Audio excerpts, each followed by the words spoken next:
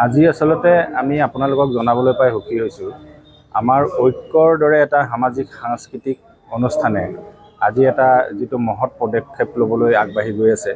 অসমীয়া জাতীয় জীৱনৰ লগত জড়িত যি আমাৰ অসমীয়া সংস্কৃতিৰ বাহক সত্ৰীয়া সংস্কৃতি, সেই সত্ৰীয়া সংস্কৃতিক এটা অনন্য ৰূপ দিবলৈ গৈ আমাৰ এই ঐক্য নামৰ অনুষ্ঠানটিৰ জৰিয়তে আমি সত্ৰীয়া নৃত্যৰ প্ৰশিক্ষণৰ এটা কেন্দ্ৰ আজি উদ্বোধন কৰাৰ ব্যৱস্থা কৰিছোঁ।